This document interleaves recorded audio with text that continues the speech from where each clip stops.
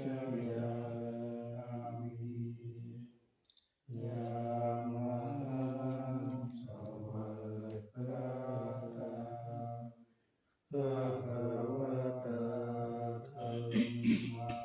สรณังคัจโตอิมินาสการะนะ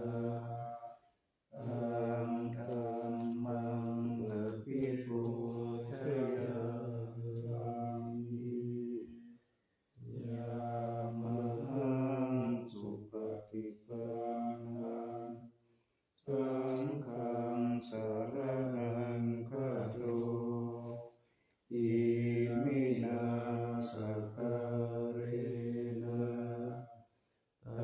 งสังฆังอภิปูชยามิอะระหังสัมมาสัมพุทโธภะคะวาพุทธังภะคะวันตังอภิวาเท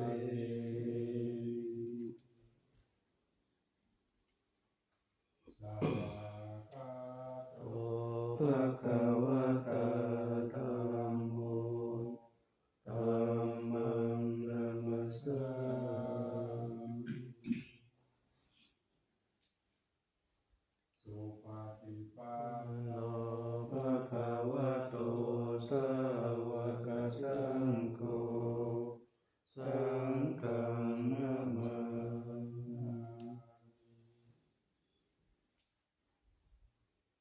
อะนะมะยังพุทธัสสะภะคะวะโตอุปปานะภะคะลังกะโลมาสินะโมตัสสะภะคะวะโตอะระหะโตสัมมาสัมพุทธัสสะนะโม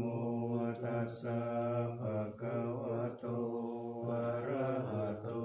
สัมมาสัมพุทธัสสะนะโมตัสสะภะคะวะโตอะระหะโตสัมมาสัมพุทธัสสะอะนะยังพุทธาวิสุทธิกะโลมาสิยุโสตถาคโตอะระหังสัมมาสัมพุทโธวิชาจารณะสัมปันโนสุขโตโลกวิทูอนุตตโรปุริสธรรมสารติสัทธาเทวมนุสสานังพุทโธภคะวาโยอิมังโลกังสเทวกังสัมมาระกังสัพพะมะกังสัสสะมานะพรหมณิปัจจังสัทเทวมนุสสังสยังอภิญญาดัตติกัตตวะภเวเทสีโยธัมมังเตสิสิอาทิกัลยานังมัจเจกัลยานังปริโยสานะกัลยานังสัทธังสัพพยัญชนะเทวะละปริปุณังปริสุทธังพรหมจาริยังปะกาเสสีธัมมังภะคะวันตังอภิปูชยามิธัมมังภะคะวันตังศิรสานามามิ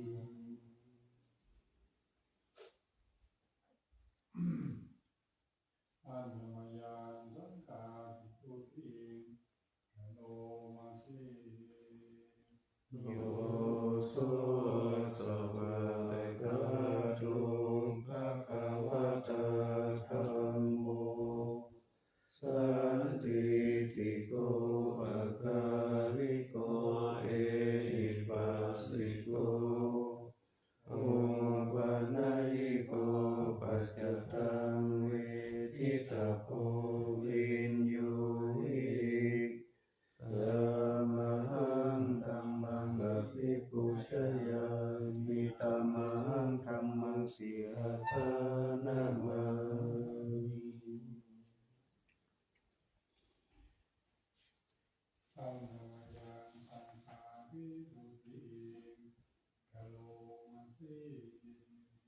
โยโส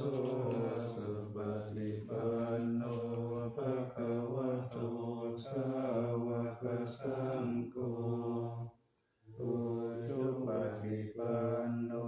ภะคะวะโตสาวกสังโฆญาญาปฏิปันโนภะคะวะโตสาวกสังโฆสามีจิปฏิปันโนภะคะวะโตสาวกสังโฆญาติตังจัตตาริปุริสายุคานิอัตตปุริสปุพพาเอสะภะคะวะโตสาวกสังโฆอาหุนายโยปะหุนายโยทักขินายโยอัญชลีกรณิโยอนุตตรังปุญญเกตังโลกัสสะตามหังสังฆังอภิปูชยามิตามหังสังฆังศิรสา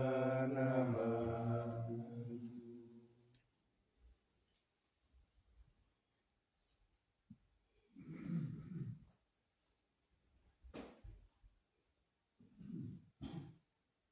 อันนมยังวัตนาทยาปนามะกาตาโยเทวาสังเวคาปริกิตนาอาทัมจาอนามาสีอุโทสุสุโธกรุณามหันนโวโยจันตสุตภรายานาโลจโนโลกัสสะปะปุปะทิเลสะกะตะโกวันธามิพุทธังอะหัมมาทะเรนะตังธัมโมปฏิปวิยัตสัสสะทุโนโยมะกะปะกะมะตะเวทะปินนะโกโลกุตโรโยจัตตาทาทิปันโนวันธามิธัมมังอะหัมมาทะเรนะตังสังโฆสุติตาภยติเกตาสัญญิโตโยนิทาสันโตสุขตานุโภระโกโลลาปะอิโนอาริโยสุเมธาโสวันธามิสังฆังอะหัมมาทะเรนะตังอิเทวะเมกันตาภิปุชนายกังวัตุตายังวันทายาตาปิสังฆตังปุญญามายายังมะมะตะภุปัตตวามาหุนตุเวตัสสะปะภาวะสิทธิยาอิทัตตะทะกะโตโลเกอุปันโนอะระหังสัมมาสัมพุทโธธัมโมจะติสิโตนิยานิโกอุปัสสมิโกปารินิพพานิโกสัมโพธิคามิสุขัสสะปะเวทิโตมายันตังธัมมังสุตตวะเอวัจจนามาชาติปิทุกขาชาราปิทุกขามรณะปิทุกขังโสกปาริเทวทุกขโทมานัสสุปายาสัมปิทุกขาอาปิเยหิสัมปโยโคทุกโขปิเยหิวิปโยโคทุกโขยัมปิสังนาราติสัมปิทุกขัง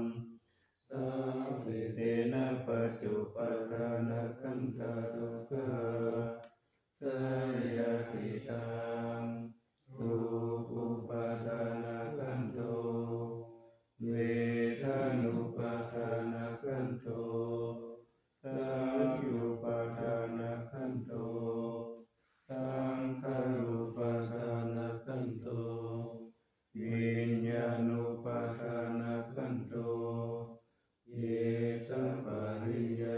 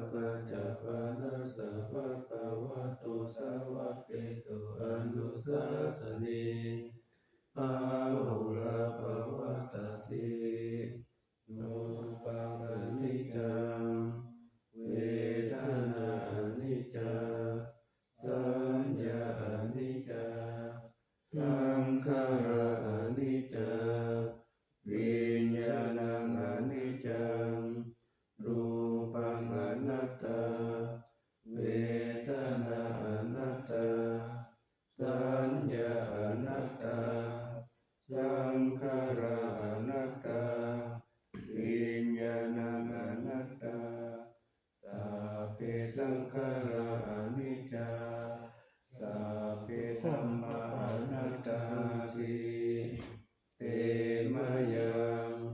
โอตินามหาจาปิยชรามะระเมนะโสเกหิปาริเทเวหิทุเกหิตุมานาเสหิอุปายาเสหิทุกขุตินาทุกขปาริกาอาเปวานามิมัสสะเกวานัสสะทุกขคันคัสสะอันตกิริยาปัญญาเยธาปิที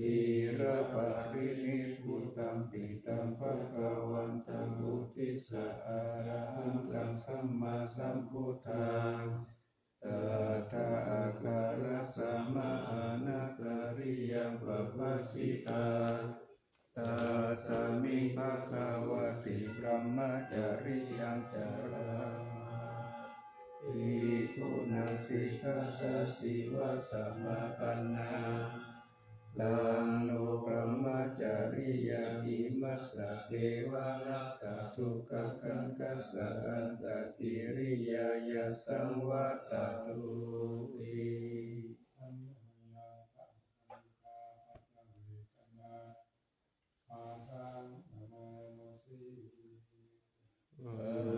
ฏิสังขโยนิโสติวรังปฏิเสวามิยาวะเทวะสิตาสัพพติคตายะปุณณสัพพติคตายะดังสมัตตสวัตตสัพพะริงสัพพะสัมปทานังปฏิคตายะยาวะเทวะหิริโกปินะปฏิจจตนาคังปฏิสังขโยนิโสปินะปะตังปฏิเสวามิเนวะทวายานามัตตายานามันตนายานาวิปุสานายายาวะเทวะหิมัสสะกายสัตถิติยายาปานายาวิสุปาลติยาพระมจาริยานุภายาปิติปุรานันจเวทานังปฏิหังอามินาวันจเวทานังนาอุปาเทสามิยา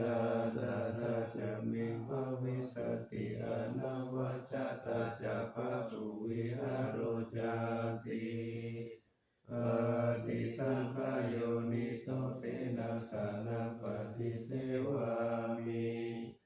ยาวะเทวะสิกขาสัพพติคตายะ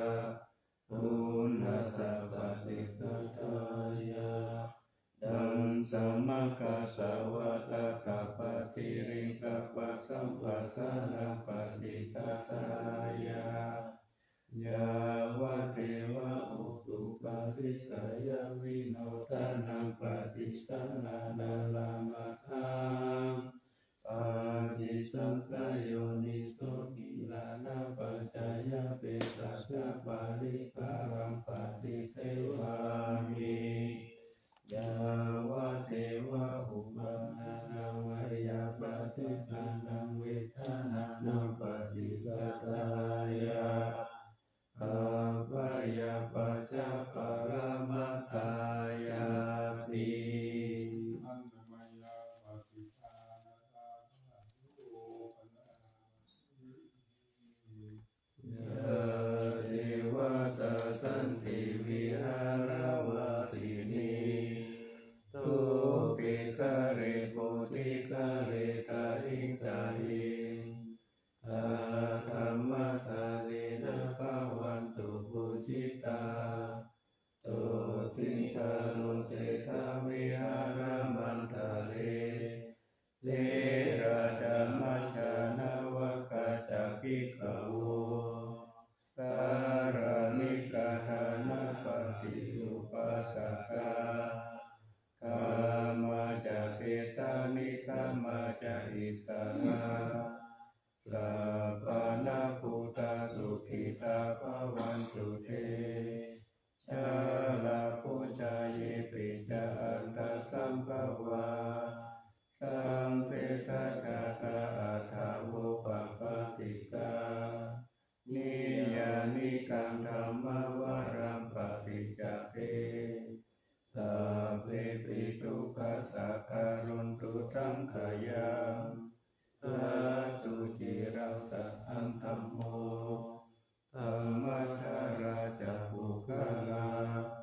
สังโฆโหตุสัมมาโควาอัฏฐายะจาหิตายะจาอัมเวระคตุสังฆโมสัพเพปิธัมมจาริโนวุติสัมปะปุเนยามะธัมเมอริยภเวทิเตปัสสนาหุนตุสัพเพปิปาริโนพุทธศาสเนสัมมาทารังปเวสันโตกาเลเทโมภวสัตตุอุทิภาวายสัตตานังสมิทานิโตเมธานิมาตาปิตาจาราจังนิจังรักขันติพุทธกังเอวังธัมเมนะราชาโนปัจจังรักขันตุสัพพะทาอิมาสามิงกายเยเกสาโลมานะตาทันตากัจโจมังสังนาโรอาติอาติมิจังวะกังอาทายังยัตตานังติโลมากังปิอากังปัปปะสังอันตังอันตะคุณาอุตริยังกาลิสังปิตังสิมหังปุปโพโลหิตังสิโทเมโตอาสุวัสสะติโรสิงคานิตาลาสิกามุตตมัตตะเกมัตตะลุงกันติทาวะจิงสาการังอายังอัตตาภะโวอานิจจังทุกขังอนัตตาอสุจิอสุปังอิมังกัมมัฏฐานังปุณะภะโวติอาจิรังวัฏฏายังกายโยปัฏฐวินาทิเสสะติสุโสอาปิตาวิญญาโนนิรัตถังวากาลิงคารังปัฏฐวิตาตุระโพธาตุเตโชธาตุวายโยธาตุรูปังกันโตเวทนากันโตสัญญากันโตสังขารกันโตวิญญาณกันโตปัญจกันธาอัจฉตาปะหิตาสังขาราอานิจจทุกขาอนัตตาวิปาริณามธรรมาอานิจจวัฏฏสังขาราอุปาทวายธัมมิโนอุปาชิตวานิโรชันติเตสังอุปาสัมมุสุโกนามรูปังอานิจจังกายเทนะนิจจังวัฏานิปานังนามารูปังทุกขังกายเทนะสุขังวัฏานิปานังนามารูปังอนัตตาอาสารกะเทนะสารังวัฏานิปานังนามารูปังอานิจจังนามารูปังทุกขังนามารูปังอนัตตานิจังวัฏานิปานังสุขังวัฏานิปานังสารังวัฏานิปานังนิปานังปาละมังสุขังอนันตาอนาปานาสติอิทานันตปิโตอารัญญาคาโตวาลุกามูลคาโตวาสุญญาคาราคาโตวานิสิทธติปัลลังกังอาภูชิตวาอุจุงกายังปานิทายาปาริมุขังสติโงปัฏฐเปตวาโสสัตโตวาอาสัสสติสัตโตปัสสัสสติทิกังวาอาสัสสันโตทิกังอัสสัสสามิติปัจจานาติทิกังวาปัสสัสสันโตทิกังปัสสัสสามิติปัจจานาติรัสสังวาอาสัสสันโตรัสสังอาสัสสามิติปัจจานาติรัสสังวาอาสัสสันโตรัส สัมภคสามิติปัจจานาติสัพพกายปฏิสังเวทิอาสาสิสามิติสิกขาติสัพพกายปฏิสังเวทิปัสสสิสามิติสิกขาติสัพพกาย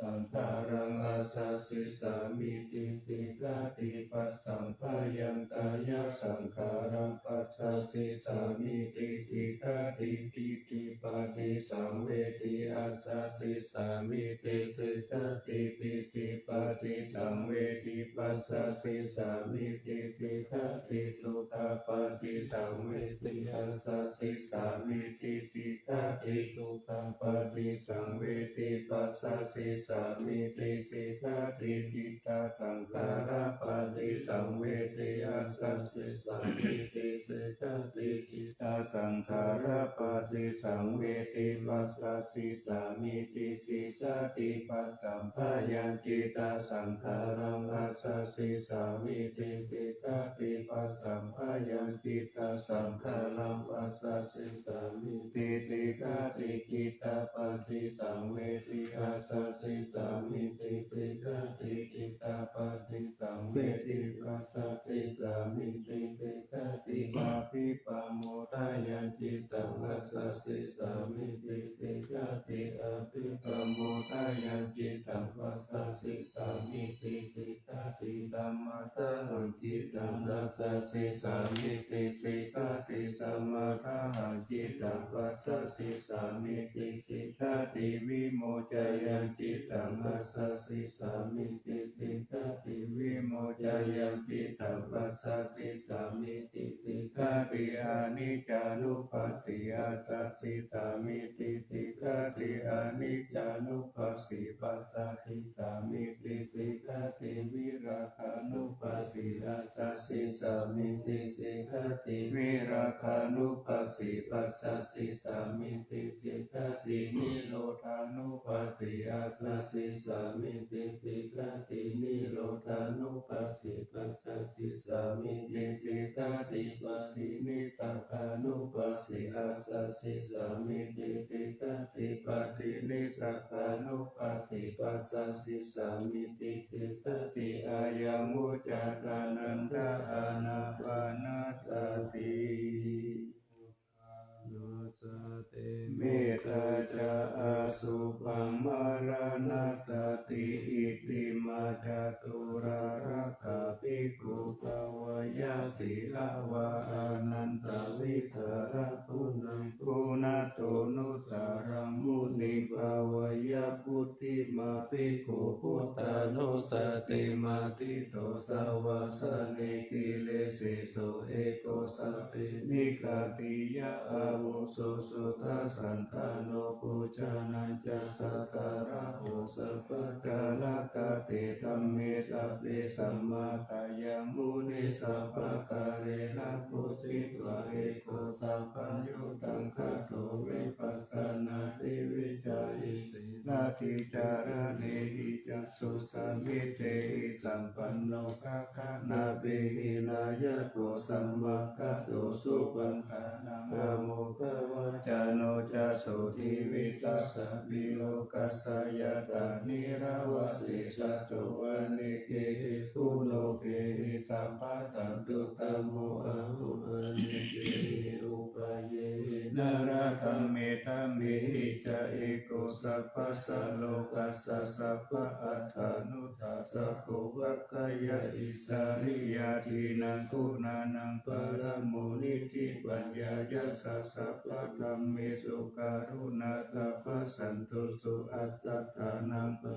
ทานังสาธิกะคุณาเชติกะทายายะปารามิจิตวะปัญญายะตานามุตาริอุตาริสัพพะธัมเมสุทายายัญเยจะอุตาริติสัมมาโนปิตาวัสสะโลภะกายโยอาจินตายโยอาสัทธารนังคันติธัมมะกายิกะทาวะกะติพุทธานุสติภาวนาอัตตุป ปามายะสัพเพสังสัตตานังสุขกามตังปฏิตวากามโตเมตังสัพพสันติสุขวะเยสุขิภาวะญาณิทุกโขอาหานิจังอาหาวิยาหิตาจะเมสุขิโหตุมัจจตาจัตตาเวริโนอิมัมมิกามะเกตามิตัตตาโหตุสุขิตัตตาตาโตปารัญจารเตสุจักขวาเรสุสันตุโนสัมมันตาจักขวาเรสุสัตตา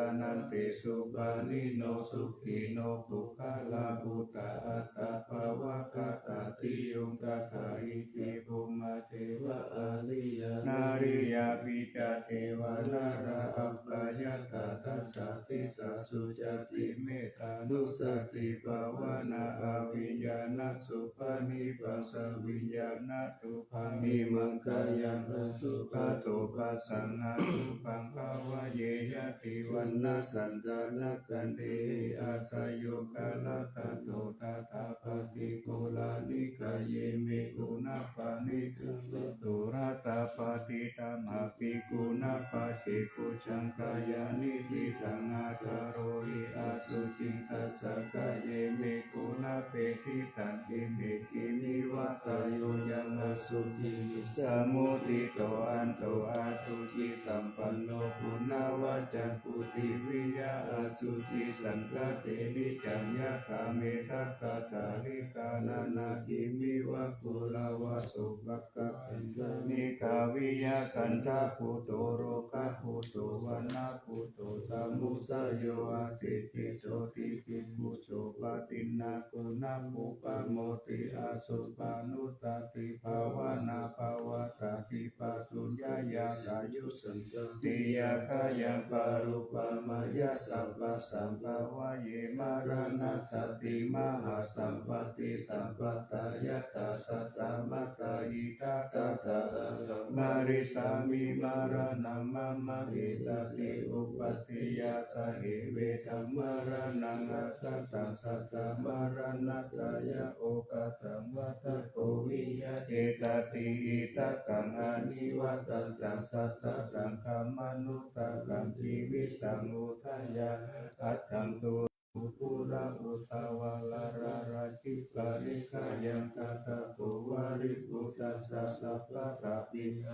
ริจัตตาอัปปะตะภาวะตาทุกขังอิดานิอาหาระทาเวติทุกขังสังเวกวะอัตตาปะโตจัสสายามะปิเจวะอิมังวิริโยอาเสวะเตสัตตมัตตาหิตาปิลาติปะโพธิสุติวิปุลังกะหาปาริปันโตเตตังสุขังโมนิปัสสันตามะตังสุเปนาตินามามิพุทธังคุณาสักการันตังสัทธาทัตตาโหนตุสุเปอาเวรากายโยทิกัญโยตักกะโลทุกันโตกัจจันติสัพเพมารานังอาหันจนามามิสัมมามุนิราชาติสิตังสัทธาทัตตาโหนตุสุขีเวรากายโยทิกัญโยสักกะโลทุกันโตกัจจันติสัพเพมารานังอาหันจนามามิสังฆามุนิราชาสาวกสัตตาทัตตาโหนตุสุขีอเวรากายโยทิกัญโยสักกะโลทุกันโตกัจจันติสัพเพมารานังอาหันจะอิติมาจะตุลาลาขานิติตานาคาตาปุถะเจตาวาราสาวานังจตุสัจจมาตาลาสังเยปิวิงสุนาราสาปะตังหังการาทายโยพุทธาอัตถวิสัทธินายาสัสสะเพปฏิทิตามัยหังมัตตะเตเตมุนิสาราสิเสปฏิทิโตมัยหังพุทโธธัมโมทาวิโลจานุสังโฆปฏิทิโตมัยหังสัพพะคุณากาโรหะตาเยเมอนุนุตโตสาลิพุตโตจัตตาคิเนโกตัญโยปิธิปัสสะสมิโมคคัลลานุจาวามะเกตะคิเนสาวะเนมัยหังอาสุงานันทาลาหุลากัสสะโพจามหานาโมอุป าสุงวามะโสตเกเกสันติสิสิภาคัสสมิสุริโยวะปะปังกโรนิสินโนสิริสัมปันโนโสภิโตมุนิคุมขบุคุมารักกัสสะโพเทโรมะสิจิตาวาทะโกโสไมหังวัฏเนนิจัมปาติตาสิกุณคารโรอุปาลินันทสีวะเนริเมปัญจมหาเทรานาลเตปิละกามะมะสิสสิติมหาเทราสิตาวันตาจิโนรัสสะจาลันตาสีละเตเชนะลังคัมมังเกสุสันติตาสุจักขังทัชกังปัชชะตัวสิวะเมอังคุลิมาละกังขันตโมระปาริตัญจะอาตานาติยสุตตะกังกาสิสัตนานาสิเสสะปะกาลสัญชิตาสินานังวรสัมยุเตธัมมาปะกาลังคเทวะตโตเมสกิเจนะสัมมาสัมพุทธปัจจาเรวตาปิตาปิสัชาตาภาอิราชันตุปัฏฐาวะอาเสสาวินายังยันตุอนันตาโกนาเตชะสาชินาปัญจลมัจฉามิวิหารันตมหิตาเลสัตตาปาเลตุมัสสะปิเตมหาปุริสัสสะวะอิเจวะเมกะโตระโกสุลโกพุทธานุภาเวนะชิตุปัตตะโหธัมมานุภาเวนะชิตติสังโฆสังฆานุภาเวนะชิตันตารายโยจารามิธัมมานุภาวะวาลิโตติจยะปัญจลปันนาราสักตานิติตาอิกาชาตาเทวชาตาพระมชาตามหาพระมชาตาอิสิชาตามหาอิสิชาตามุนิชาตามหามุนิชาตาปุริสาชาตามหาปุริสาชาตาจักรวัติชาตามหาจักรวัติชาตาพุทธชาตาปัจเจกพุทธชาตาอรหันตชาตาสัพพสิทธิวิชาธารนัญชาตาสัพพโลกาจาริยานัญชาตาสัพพโลกาธิปัฏฐิยานัญชาตาเอเตนะสัจจวะเชนะตุยังสุวัติหุนตุตุยังสวายานะโมพุทธัสสะนะโมธัมมัสสะนะโมสังฆัสสะเสยะทิตังหูรูหูรูสวายาวิชาโยธัมโมโลเกอนุตตโรสัพพะสันตาอิทัฏฐายะอันตาวังคันนาอิเทวะเทปาริวะเสราสัตตันเตอามานุเส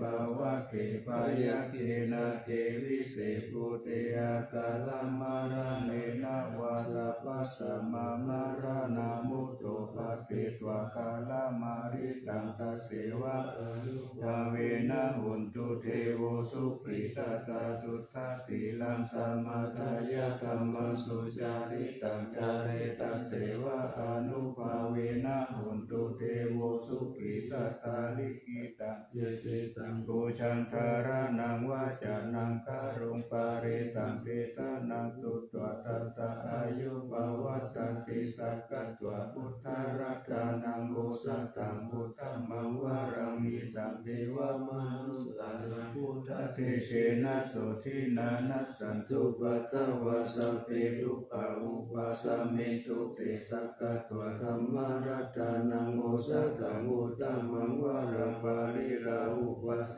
มานังธัมมเตนะโสทินานัสสันตุปัตตวะสัพเพปยาอุปัสสมิตุเตสักกัตวะสังฆรัตตานังโอสัตตังพุทธัมมังวารังอาหุนยังปะหุนยังสังฆเตเสนะโสทินานัสสันตุปัตตวะสัพเพโรกาอุปัสสมิตุเตเปจักขังเทวมนุสานังคาตุกังติติกังรัตตังอัมพิลังวานันเจวะสัพพะปายาทิวินัสสันตุเอกาตาวิจิตาตุปัจจตตาติลังตถายาวะทุกขาวินัสสันตุชีวิตานังทัตตันตุเตชีวิตานังทัตตันตัสสะอายุวันนังสุขังพลังชีวิตานานุภาเวนะหุนตุเทโวสุขิสัตตาชีวิตานังจโยตัตตวะโอสัตตังมุตตังมังวารังสาริร รังทุกขานาสิทธิเวชจันตาม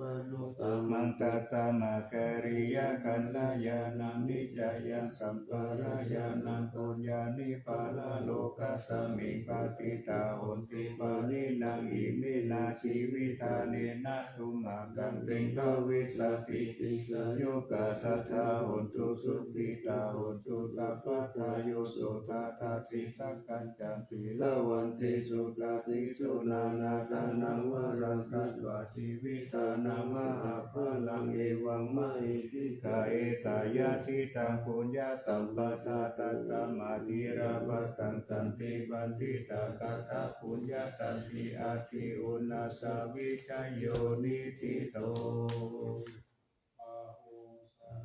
สมาปินิมิตาสาวุตันตังคิเรคารังอุทิทาโครัสสะนามารังธานาทิธรรมวิธินาชิตาวามุนินโตตันเตชะสะภาวันตุเตชะยะมังคลานิมาราธิเรกามะนิโยทิตาสัพพารติโกลัมปนารวะกามะขะเลขกายะขังขันติสุทันตวิธินาชิตาวามุนินโตตันเตชะสะภาวันตุเตชะยะมังคลานินาราคิริงขจาวารังอติมัตตาพุทธังทาวกิจักกัมมัสสนิวาสุทารุนันตังเมตัมปุสิกาวิธินาชิตาวามุนินโตตันเตชะสะภาวันตุเตชะยะมังคลานิโอกิตากะกะมัตติอาคาสุทารุนันตังทาวันติโย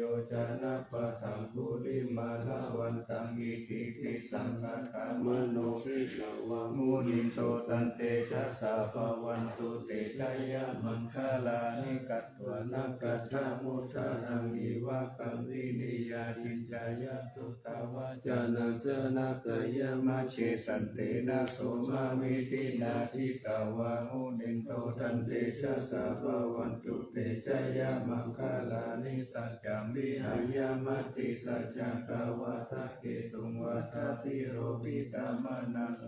นันทภูตังปัญญาปฏิปัชชาลิโตสิตาวามุนินโตตันเตชะสะภาวันตุเตชะยะมังคลานิ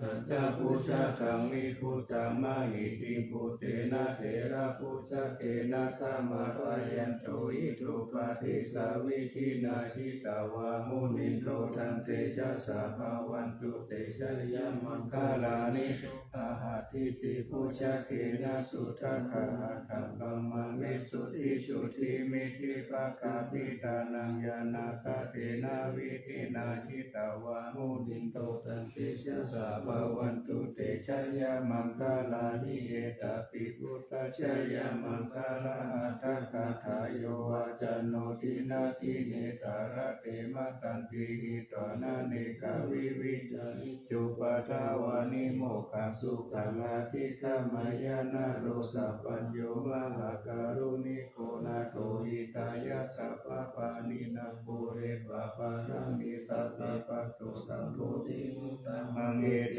นะสัจจวัชเชนะอุนตุเตชะยะมังคลังสยันตุโพธิยามูเลสักกายานันติวัตตาโนเอวังตาวังวิชโย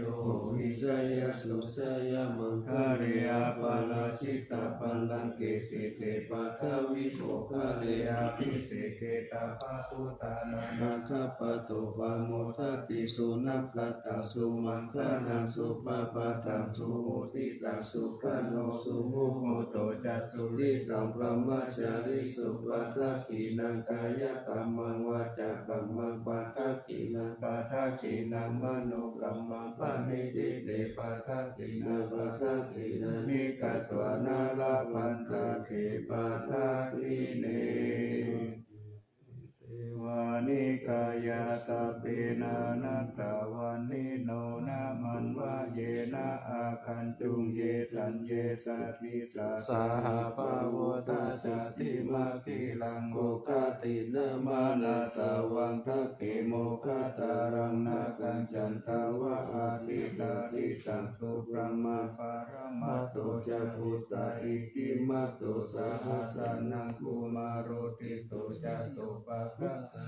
ติงวานังสหัสสะพระมโลกานังมหาพระมาพิติตาติอุปปันโนสุติมันโตปิสามะกายโยยัสสะจิโตตัสสิสะอิสระอาภูปะเจปวัสสวัตติโนเตสัญจามัชฌะโตอาคาหาริโตปาริวาริโตเตจัสสะเปอาภิกันเตสินเตเทเวตาพระมะเขมระเสนาอภิกามิปัสสะกันตัสสะมันติยังเอตกันนัสสะปันตัสสะระเกนะ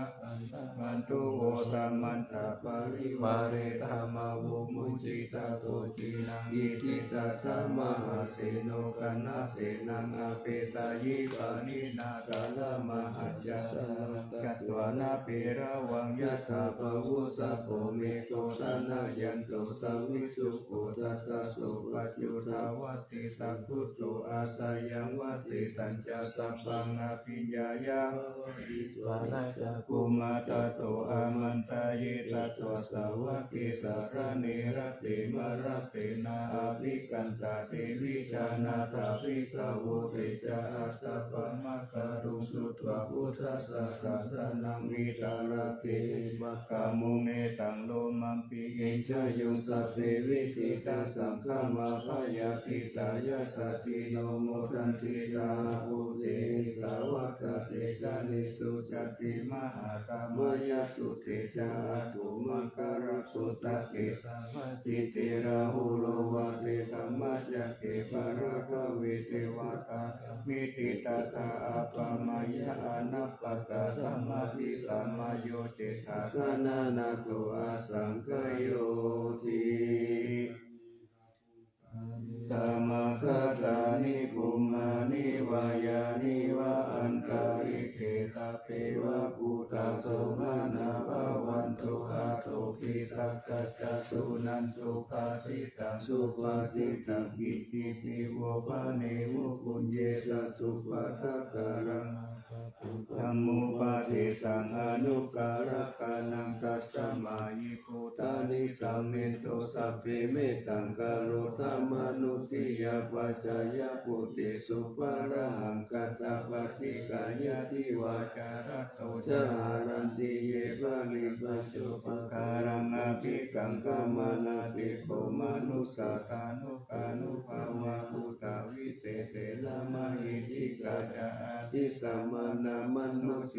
ยตัสตัสสมาละคาตาอัปปมัตตายะถาโหมิมัจจาราชามหาสาเลโอเนสุริยสันตาเปสาเลโอตะกังปิยะตาตาโตกะกะจักขิจาจากังกะภูลาลเสกะภะคายันติติวารติมะเจอุปาลิสิติยะเอวังจินติตาหังจัสสะสหายาติอิปิติโตเตนะนุโกอุปาเยนะยาติสัพพะโมจาเยชิตวายินาธรรมะทังสัจจังอัจฉสัมปัสสยังสัจเจตตัวปะโมติสิญญาทินังตังอติกายังอนุสาริตัวสัจตังธัมมังปรมัตถังวิจินตายังนาคสิสัจจกิริยังยังโลเกตุวัสสะสัจจังยะโตสารามิอัตตานังยะโตปัตโตสามิวินยุตังนาภิชานามิสันติยาเอกาปานังปิหิงกิตังเอเตนะสัจจวะเชนะปัจจุโนอาภิวัสสตุอาภิตานายะปัจจุนานิติกะกัจจานาจายะกะกังโสกายะราสีมัจเจโสกะปะโมจายะสหกะเตสัจจวะเรปัจจุโนอาภิวัสสิยะตาลังนินันจะโพเรนโตสันเนนะอาภิวัสสะตาเอวะรูปัสสัจจวะรังกัตตวะวิริยังมุตตมังวัสสะเปสิมหาเวกัญจัจจเตสัพพะลจิตโตสัจเจนะเมสะโมนาทิเอสาเมสัจจปารามิติ วานังอุปาโทสุขาสัทธรรมเทศนาสุขาสังคัสสะสามัคคีสามัคคานันตาโพสุโขกัตติโยเจโตสเนกัสสามิเยโกตปฏิสาริโนวิชาจารณะสัมปันโนโสเสโทเทวมนุเสทิวาทาปฏิอาทิโจรติมาปฏิจันติมาสันนัตโตกัตติโยตปฏิยายิตาปฏิพระมโนอัตถสัพพะมโหรัตังพุทโธตปฏิเตชะสาปารมาลาภาสันตุติปารมันทานังวิสัสสะปารมายาตินิพพานังปารมังสุขังสติสังฆตุธัมมานังวิจโยตถาวิริยวิจิปัสสันติโพจังกาจัตตาปะเรสัมมาสุเปกาโพจังกาสัตเตเตสัพพะทัสสินามุนีนาสัมมัตตกาตาภาวิตาภาอุลิกาตาสังวัตันติอาวิญญายานิปานายะจาโพธิยาอิเตนะสัจจวะเชนะสุติเตหันตุสัพพะทาเอกสัมมิงสัมมาเยนะโตโมคคัลลานันจักกัสสะปังคิลาเนทุขิเตทิตวะโพจังเกตัสสะเมตาเยเตจตังอาภินันทิตวะโรกามุจิงสุตังคะเนเอเตนะสัจจวะเชนะสุติเตหันตุสัพพะทาเอกตาธัมมราชปิเกลาเยนะวิปิริโตจุลเทเรนะตัญเยวะภานาเปตวานาสัตตารังสัมโมทิตวะจะอาปาตาธัมมาวุตเสสานะโสเอเตนะสัจจวัชเชนะโสติเตหันตุสัพพะตาภาหินาเตจะอาปาตาตินันนัมปิมะหิสินัมมะกาตากิเลสาวะปัตตานุปาติธัมมะทังเอเตนะสัจจวัชเชนะโสติเตหันตุสัพพะตารัตนัตตายานุภาเวนะรัตนัตตายะเตจะสาวชิรากิติยาปัสสาราจติ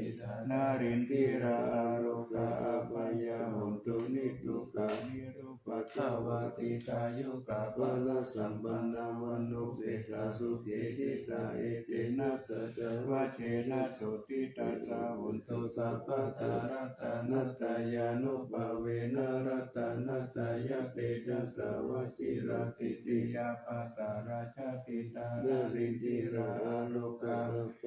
หุนตุนิทุกขานิรุปัตวาติกายุกาภลสัมปันนาวันโนเปตาสุขีติตาเอเตนะสัจวัตถินะโสติตัสสะหุนตุสัพพะตารัตนัตตายานุภาเวนะรัตนัตตายะเตชะสาวชิรากิติยาปัสสาราชติตานารินทิราอาโลกาอภยาหุนตุนิทุกขานิรุปัตวาติกายุกาภลสัมปันนาวันโนเปตาสุขีติตาเอเตนะสัจวะเทนะโสทิตัสสะหุนตุสัพพะทาโลกาวินิโมตโตสัพพสันตภวชิโตสัพพเวรมติกันโตยะถาติโพจานิพุตโต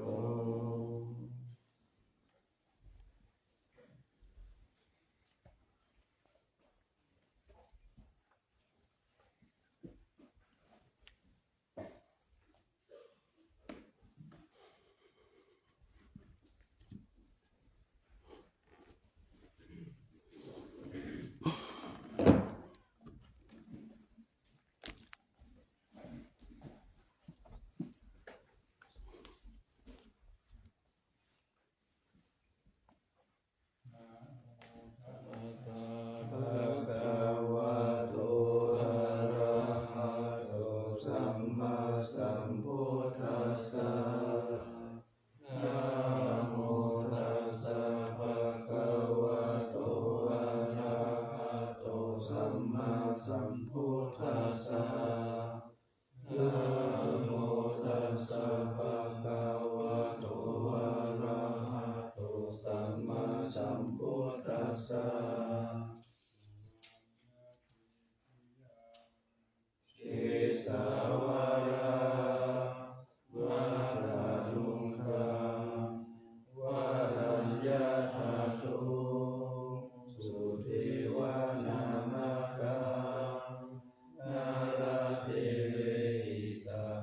ปุชิตังอะหังวันทามิสัพพะทาปัญญาวาอาสามิงเยวาจันทิมาอิวาทารายังอิกตตา